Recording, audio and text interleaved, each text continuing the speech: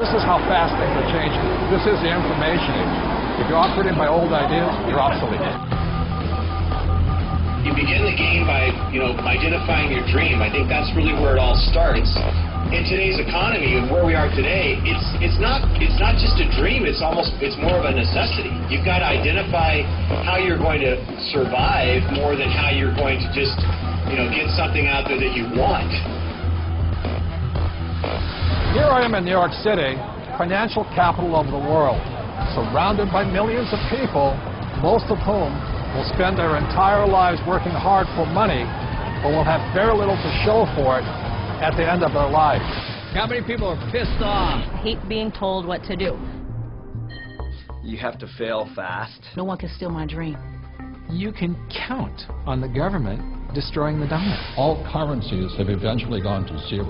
You cannot save your way to retirement. If it's too complex for us, what do we have to do with our money? We have to give it to them. It was pure hopelessness. It was just 100% survival. Somebody's buying it. The public isn't buying it yet, but somebody is. How bad do you want it? That's the question. It's time to acquire. An unfair advantage. What is an unfair advantage? What you're about to learn may just change your life. It's showtime, baby. Let's hit it. The greatest opportunity in the history of mankind is here. We're in the greatest economic change in the history of the world. This is going to be the biggest wealth transfer in my lifetime. We've got an entire society that has been built up over the years with the idea that financial institutions are a better place to put your money than to take control of your own life. If you have a solid financial education, taxes, debt, inflation, and retirement can make you richer, not poorer. The rich will get richer and the poor and middle class gone.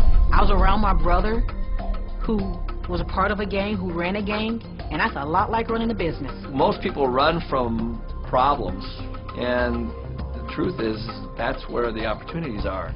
This really is a perfect financial storm. So I am optimistic about the future. It's going to crash.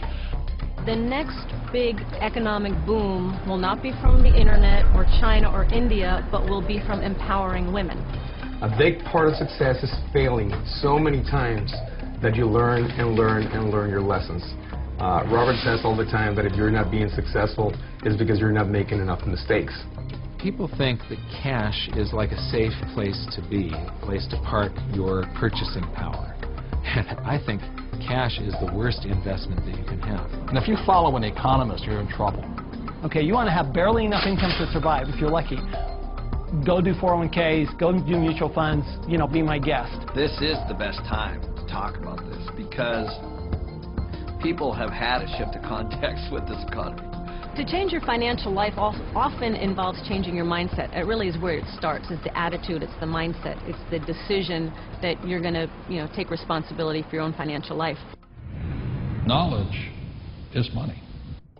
Show business. When you think about show business, you always think about the show, right? Cameras and movie stars and makeup and glamour. But you never think about the business side of it because we don't have financial education.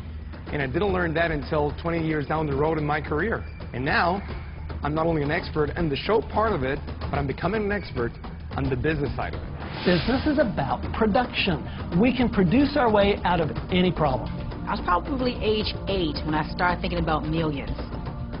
The very, very first step is you've got to select your dream, because taking control of your financial life starts with a dream. There's got to be a bigger purpose than just making money. If you don't have something that is bigger than you, a dream, a huge dream, you're going to quit.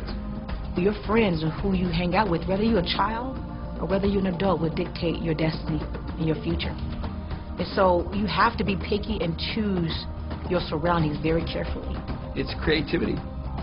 It's brainstorming. It's being around like-minded people. People have so many emotions attached to money. And it might be because of how their parents thought about money, or an experience they had around money that, they think it's evil, or they think rich people are bad people, and all of this stuff. But if you just break it down, money is just a tool to be used in this world. Everybody today uses money, like it or not. The absolutely fastest way to put money in your pocket is to reduce your taxes. Gold and silver have been the safe haven asset for every second of the last 5,000 years. My real estate that we own, through depreciation, wipes out most of our taxable income. It just makes so much sense to me, and it's so much easier. I went to war to fight for capitalism. I fought for the freedom for a person like me who had nothing to work hard, to use my brains, and to build a better life for myself and many other people. The problem isn't capitalism. The problem is laziness. People who expect something for nothing. The problem is greed. People who take more than they give. And the problem is ignorance, an education system that thinks that money is the root of all evil. It's ignorance, it's financial ignorance that has caused so much of this problem, not capitalism. It's not just a dream, it's more of a necessity. You've got to identify how you're going to